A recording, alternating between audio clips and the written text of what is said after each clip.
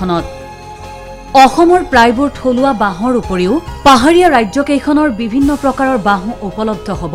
এই কাজিৰঙা জাতীয় বাঁহ উদ্যানখনত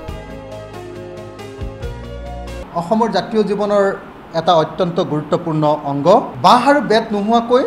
অসমৰ জাতীয় জীৱন নচলে প্ৰথমবাৰৰ কাৰণে আমি অসমত বাঁহৰ এখন উদ্যান কাজিৰঙাত তৈয়াৰ কৰিছোঁ আমাৰ কাজিৰঙা জাতীয় অৰ্কিড আৰু জৈৱ বৈচিত্ৰ্য উদ্যানৰ কাষতে একেটা কেম্পাছতে আমি 2.5 বিঘা মাটিত আমাৰ এই বাঁহৰ বাগানখন তৈয়াৰ কৰিছোঁ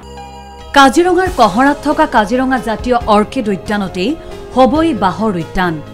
500 প্ৰজাতিৰ বিৰল অৰ্কিড আৰু ধানৰ সংগ্ৰহালয়ৰে অনন্য হৈ পৰিছিল কাজিৰঙা জাতীয় অৰ্কিড উদ্যান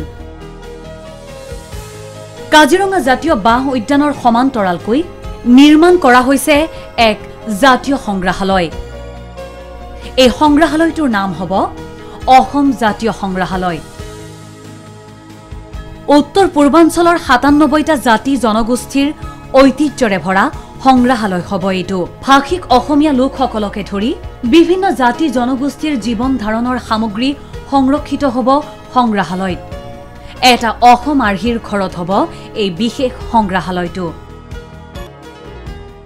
বিভিন্ন জাতি জনগোষ্ঠীৰ সাজ পোছাক দৈনন্দিন জীৱন যাত্ৰাৰ সামগ্ৰী মৎস্য শিকাৰৰ সামগ্ৰী যুদ্ধৰ অস্ত্ৰ-শস্ত্ৰ আদিকে ধৰি আটাইবিলাক বস্তু তাত সংৰক্ষণ কৰাৰ চেষ্টা কৰিছোঁ 97টা জাতি জনগোষ্ঠীৰ জনজীৱনৰ প্ৰায় আটাইবিলাক সামগ্ৰী আমি তাত সংৰক্ষণ কৰাৰ চেষ্টা কৰিছোঁ আনহাতে কাজিৰঙাত হ'ব এখন বিশেষ নাৰ্চাৰী অসমৰ থলুৱা শাক বনৌষধিৰে ভৰপূৰ নাৰ্চাৰী অসমৰ ঘৰে বাহিৰে পোৱা শাক বনৌষধিৰে ইতিমধ্যে ভৰপূৰ হৈ পৰিছে নাৰ্চাৰীখন 21 বিধ তুলসীৰে আমোলমোল হ'ব কাজিৰঙা 57 প্ৰকাৰৰ ঢেকীয়া শাকেৰে ভৰিছে বিশেষ নাৰ্চাৰীখন 548 বিধ বনৌষধিৰ এখন বাগিচা তৈয়াৰ কৰিছোঁ অসমৰ আপুৰুগীয়া বনৌষধিবিলাকৰ এখন বাগিচা আমাৰ আছে আপোনালোকে সকলোৱে জানে যে আমি কাজিৰঙাত অসমৰ হেৰাই যোৱা ফল মূল গছ গছনি যিমানবিলাক আছে আনকি ঢেকীয়া বা তুলসীৰ প্ৰজাতি এই আটাইবিলাক আমি সংৰক্ষণ কৰি ৰাখিছোঁ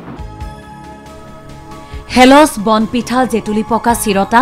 বিভিন্ন প্ৰজাতিৰ ঠেকেৰা কি যে উপলব্ধ নহ'ব এই নাৰ্চাৰীখনত